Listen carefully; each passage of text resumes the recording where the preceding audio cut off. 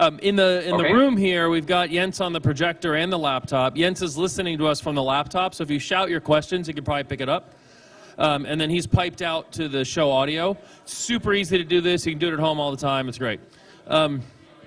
So Jens, thank you for being patient. We just had Dave Haney talking for 2 hours, which was fantastic. I learned a few new things, which is pretty amazing considering Dave talks a lot. There's more stuff to talk about. I wanted to start with what we discussed earlier. You have a new Indivision. So I emailed you that my Mark II died, and you didn't respond, so it's okay. But tell me about the new ECS Indivision. Yeah, that's a follow-up product to the Indivision ECS that's been around since 2009, actually.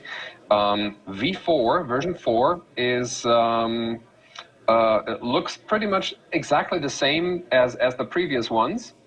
It just goes into the DNI socket and outputs VGA.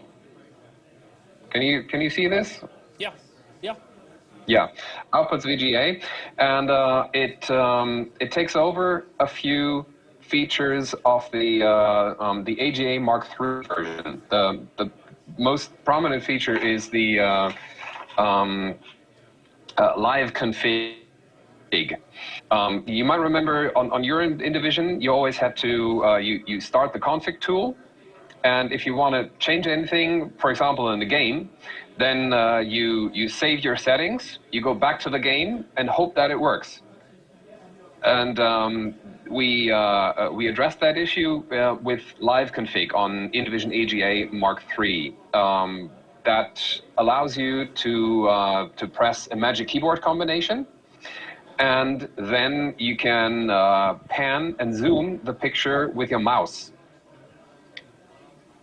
And when you're satisfied with that position, you just press escape or some other combination I can't remember actually, and that will let you play the game or adjust the picture while you're playing a game and you don't have access to a workbench. And that's what we also introduced into ECS V4. So especially on those OCS ECS machines like Amiga 500, Amiga 2000, those are still often used for games, and therefore it was really a key feature for me to have live config in. Then I actually had one thing on my bucket list, and I'm hoping that Dave Haney is still in the room, and I can say hi and thanks a lot for your help in terms of getting the right people to answer my emails, because one of the things I always had to say no to was the A2024 monitor type. Most of the screen modes that in Indivision 8 that the Amiga can produce, you can view on an Indivision, but the headlay monitor, which Dave actually mentioned when he talked about the next machines, the headlay monitor was always something that I couldn't display. Hi, Dave. Hi. So yeah, I don't know. Can you hear me in the hall or? Yeah.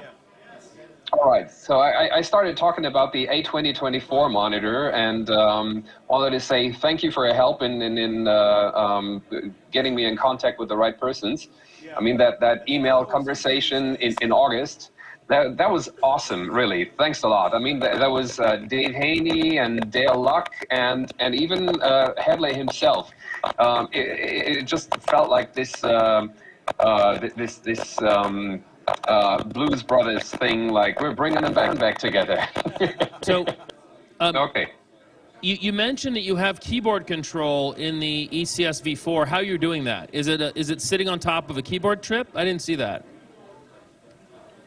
In addition to the flicker fixer being seated in the Denise socket, there is an additional adapter that goes either on top of the SIA chip in an Amiga 600, or you remove the SIA chip of the 500, plug an adapter in, and then put the SIA chip back on the adapter. So it's a little adapter that goes in between the SIA chip and the main board. I see. And that's taking the keyboard signals, but also the left mouse button. And as you may know, the Denise also handles the mouse movements.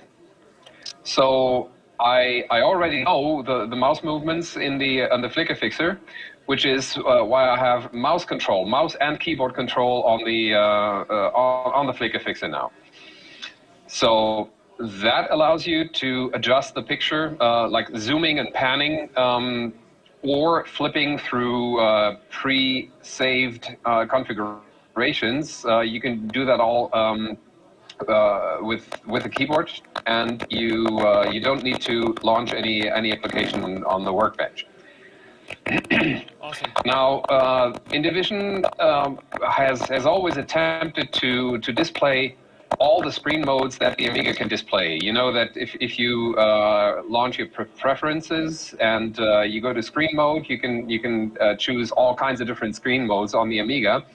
And we've always had requests like, yeah, why doesn't this work, or why doesn't that work? Especially on the A2024, the headley monitor. Dave actually mentioned it earlier today when he was talking about the next machine. Like it would look very similar to an Amiga on a headley monitor on the A2024. And that was always something that I had to tell my customers, yeah, A2024, that's not supported because the monitor has its own frame buffer and it has a weird data format that the Amiga produces the picture. And but I personally owned the A2024 monitor. I used it for many, many years, and the Amiga really looks very professional with it. High resolution. And yeah, black and white, and that's not very Amiga-ish, but I mainly used it as my main email machine for many, many years. I can't tell you, it must have been like something between 8 or 10 years, and therefore I was fond of the monitor, and it doesn't really feel good if customers keep asking, like, why doesn't this work? And you always have to tell them, like, okay, yeah, it's got a frame buffer, and yeah, well, we have a frame buffer in the flicker fixer, and therefore, yeah, I just wanted to do that, and I felt like, yeah, the year 2024 should be the year that I finally tackle the A2024 monitor mode, and we finally did that. It's already out. So if you have an Indivision ECS V4, and yeah, you just need to download the latest config tool, run the FPGA update, and then you can use A2024 modes. That was the one thing that we wanted to, or that I personally wanted to have in the product. Like I mentioned earlier, A2024 was kind of on my bucket list. I wanted to cross that off. And another thing that people often ask is like, yeah, can we display more colors? And the general answer has been, yeah, this is a flicker fixer. We only pass the Amiga graphics to the monitor at a different scan rate. But now that we are really deep in feature creep territory, I don't know if you know the term, but once you give engineers some freedom, you call that feature creep. And like, yeah, can we do one more thing? And this one more thing is actually a frame buffer mode. We are working on using Indivision not just as a flicker fixer, but as a, let's call it, yeah, you can actually call it a graphics card, because we can have up to 2 screens, which can be dragged. We have a hardware sprite, we have a small blitter, and we are working, well, two persons are working at the same time. One guy is working on the FPGA cores, so we can implement all the functions that are required for such a graphics card. And a second person is working on a Picasso 96 driver. So that means our final goal is to have a Picasso 96 mode, meaning an Amiga 500 or even an Amiga 1000 can use a 256 color screen mode in high resolution, 1280 by 1024. That's our goal. On the workbench. And that just crosses off another thing off the list, because, like I said, many people have asked, yeah, can you do more colors? Because you know, monitors and desktops these days are just more colorful than the Amiga was back in the day. And we have all the technology, and I decided, yeah, well, let's just go for it and try that. It is not going to be fast. We do have about 3.5 megabytes per second to the frame buffer, but that means it's only about the performance that you get on a Zorro 2 computer. That is on Amiga 2000, but still it's going to be a bottleneck. So it's not going to be as fast as a graphics card in an Amiga 2000, but I believe it's still going to be very usable, and especially with with both the driver and the graphics card itself approaching each other. That means we can probably support the Amiga nicely in the FPGA and make that really. Essentially a second product in this flicker fixer. So in the end, it's going to be a flicker fixer and a graphics card. Wow, that's pretty cool. So is it available for purchase today? Yes, it is. You can buy it from our website and, of course, from dealers. I've started working with more dealers now, and really reduced all the hurdles that I had, and it turned out now that all the resellers don't have these hurdles anymore, like minimum order quantities or minimum order values. They started carrying my products, and actually were exceeding all the requirements that I had before. So this is probably a psychological thing. Last time I talked, I believe I was talking about the Buddha. Is that correct? The Buddha plus one. You broke up a little bit. It wasn't Which out one? yet. You broke up. Say that again. I'm sorry, I didn't hear you. I was saying you're breaking up. Last time we talked in 2023, I believe I told you about the Buddha plus one. Yes, Buddha. Yes, the Buddha controller. Yeah. That wasn't out yet, but it is out now, and well, technical specs and all that. I mean, we had that last year, so I'm not going to repeat that now. But I remember we also talked about this little baby here, yes. The 1240, 1260. And it's still not out, but the big news is it's going to be out before the end of the year. Great. And of course, people might ask, well, what took you so long? And yeah, it's basically hardware testing.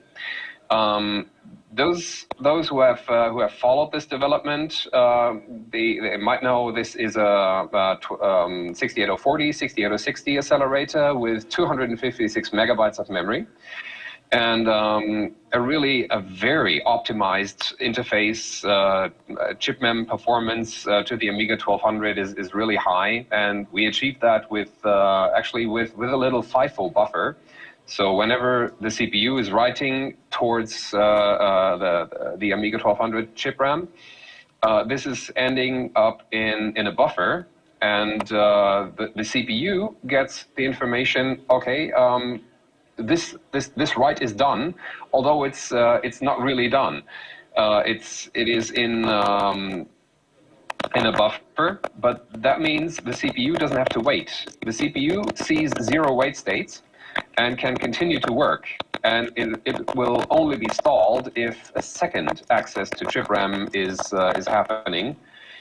But in this case, in most of the cases, this really brings it up, brings chip RAM performance up to the maximum that the AGA chipset can do, and that is 7 megabytes a second. And yeah, like I told you before, when we tried to sort out all the technical problems here, I'm now ready to reveal this this one feature, or well, let's do 2 features that haven't been revealed. People have been asking, like, yeah, what else can it do? Because I made the decision to use an FPGA on this card instead of CPLDs. That might, to those who are into this level of engineering, they might say, well, an FPGA might be a little too expensive. Why are you spending all this money? The answer is, this FPGA is not just the interface between the Amiga 1200 and the CPU and the memory controller, but it can do a little more. Of course, it also handles the communication with the daughter board. There is an additional connector on the backside. This one here. Can you see it? This one. Yeah, that is for a fast graphics card, and communication with this graphics card is also handled with the FPGA. But the FPGA can actually do a lot more, and that is it can halt the CPU, take over the bus, and be the CPU on its own. That means this is not just an 040 or 060 accelerator, but it is also an FPGA accelerator. Now, for a really fast CPU, the FPGA is going to be too small, but for a really compatible CPU, it is going to be ideal. That is, for example, if you want to run an Amiga 500 title on an Amiga 1200, that mostly doesn't work. But I want to make this work on this computer, and we have finally done all the required testing and verification on this part. So I can now say with confidence we can not just make this an accelerator, but also a decelerator. So you can make the Amiga 1200 run with 68,000 at 7 megahertz, and run Amiga 500 games without any patching. Okay, hold on, Jens, hold on. So if I have this correct, I can put a 68060, right, in my 1200 and have it run as a 68,000 7 megahertz. Correct. I don't think anyone's ever made a decelerator for a 1200 yet. So does this mean you can ship it without a CPU and it works? Or do you have to have the CPU in there? Technically, you don't have to have a CPU in there. I could really ship it with the 68,000 function only, but to be honest, it would be too expensive for that. So, I mean, I have so many 68040 25 megahertz CPUs in stock. That's going to be the lowest cost option.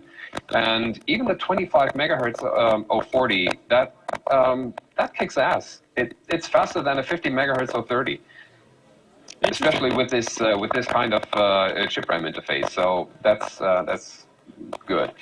Now we will launch this without mass storage.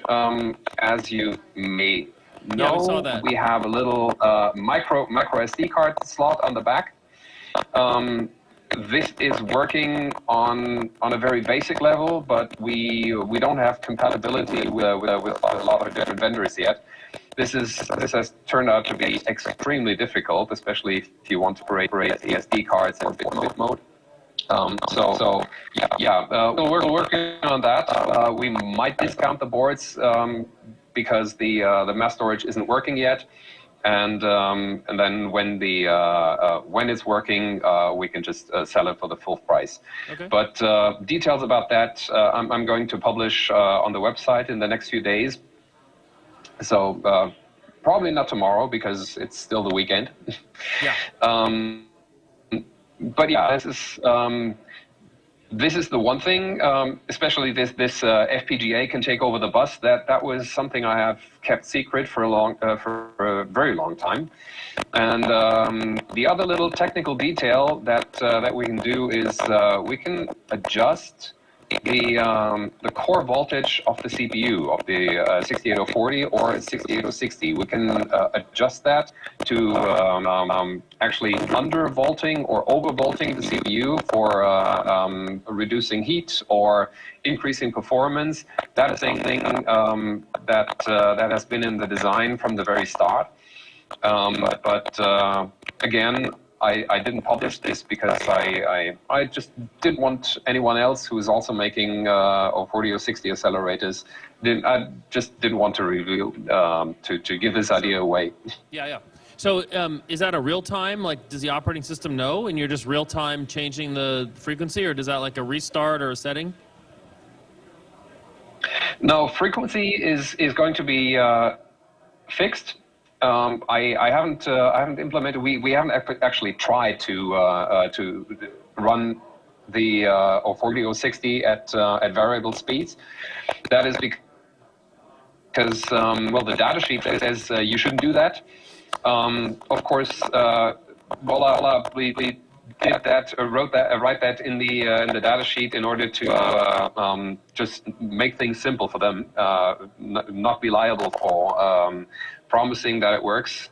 I know that 020 and 030 accelerators, they do work at variable speeds, but at this point we haven't actually planned to have a speed change on the run, so on the fly. So right now it does support a lot of different frequencies, starting at 25 megahertz and ending at 105 megahertz, where the 105 megahertz is not really supported by all the CPUs, but 100 megahertz is stable, and it's awesome. An 060 at 100 megahertz with 256 megabytes of memory, that's obscene.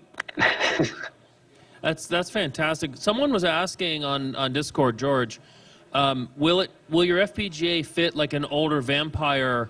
He says kernel, but I assume he means core.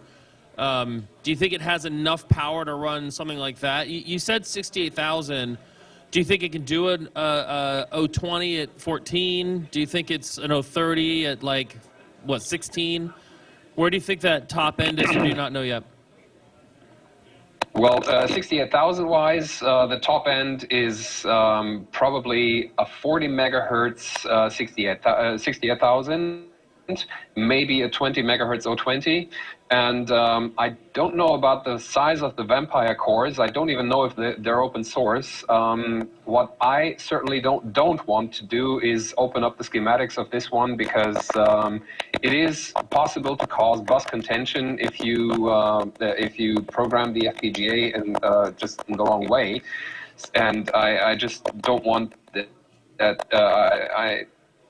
Yeah, I don't want the liability of somebody else messing up the board and then me having to replace an expensive FPGA. The FPGA is 10K LEs, 10,000 lookup logic elements. That's Altera, and I believe that's too small for anything that Vampire has used. But like I said, I don't know any details about Vampire. Okay. So if they want to open source something, then we can definitely port it to this one. But I wouldn't want anyone else to to make his own core for that, because there's of course IP that that talks to the graphics card, and that also talks to the to the discrete components on the board. That's something. Yeah, like I said, the liability part is what I'm afraid of. That's awesome. Any questions from the crowd here, the audience? Trevor? Yeah.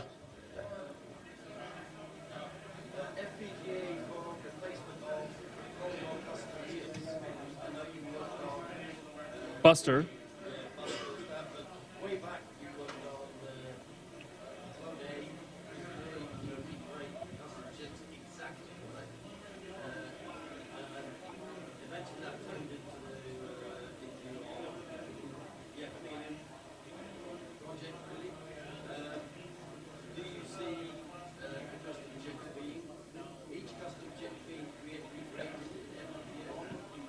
Did you catch that, Jens? So Trevor's question is around recreating. Yeah, his question is around recreating custom chips in FPGA. We talked about the Buster 12, but Trevor's mentioning you had other projects in the past. Status of that or future thoughts is where you're going. Yeah, do you have any updates you can share with us, or just a smile? Like, what are your thoughts on being able to produce more custom chips in FPGA to replace them? Buster 12 is something that I wanted to make with Dave Haney, and this project has been stalled for a long time because you know, when COVID has hit, and all the supply chains were disrupted, we had serious trouble getting FPGAs at all. And I was in a lucky position to have enough FPGAs for the for my flicker fixers and accelerators, but I couldn't get the right FPGAs for the Buster 12, so that project was stalled for a long time. We will move that to a new family of FPGAs, and of course, finally catch up with work on Buster 12. But that's, yeah, it's been halted and stalled and postponed for so long. I really can't promise any date. But yeah, the good news is I have made a decision on the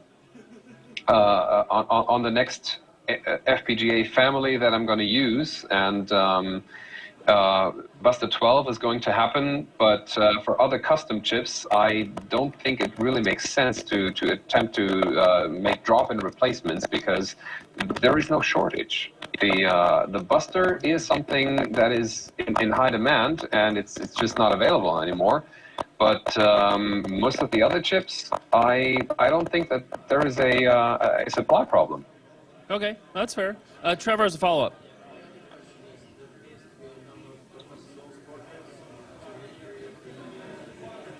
Yeah.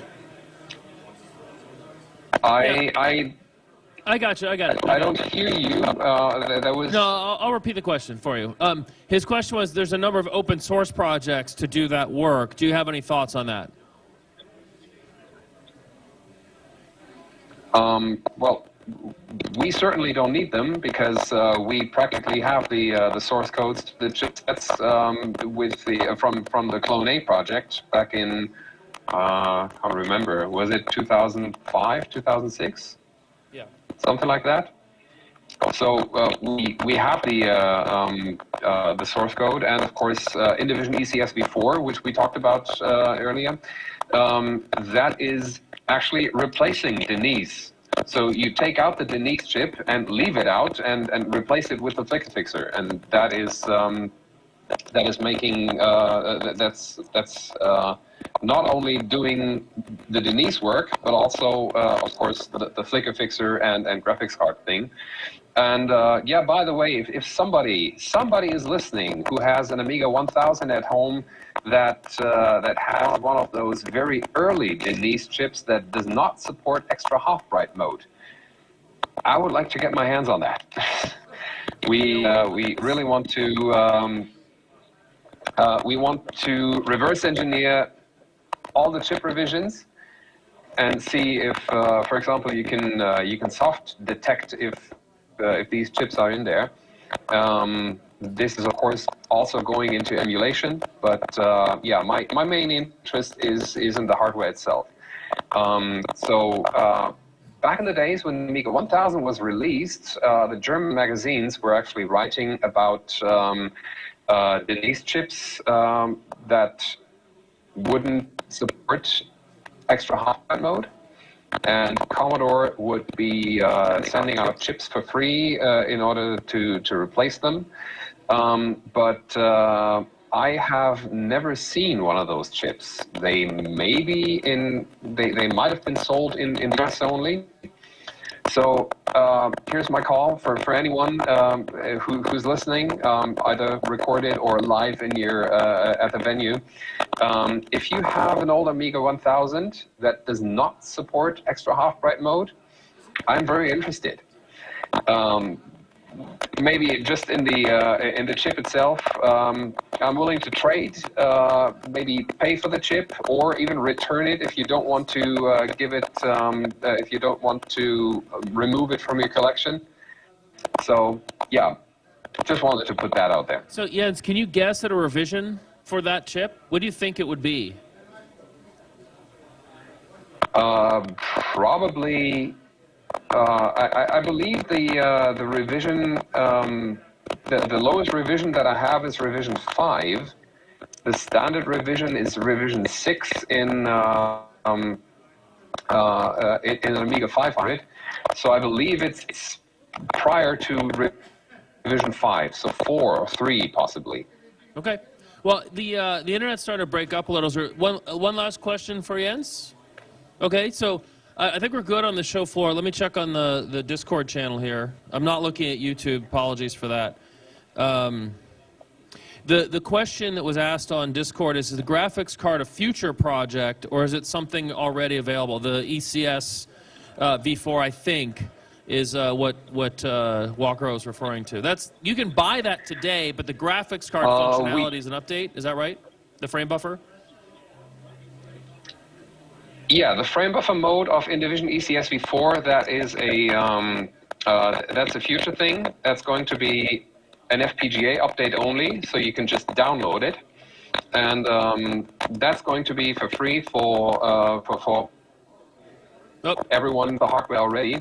We are still selling the hardware at the same price that we sold the version 3.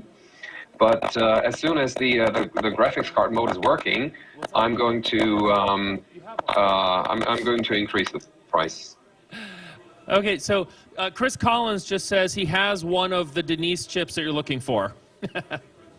He's got one. Wow, that's great. Yeah, well, my email address is widely known. Please contact me. I'll connect you with Chris so you guys can talk about it. Okay, I'm going to let you go because our network is cracking up. That's great. Thank you so much for staying up late, right? What time is it there? Now, it's 1/4 midnight. Oh, boy. And what's your favorite Amiga game? I forgot to ask folks today. Favorite Amiga game? My favorite Amiga game?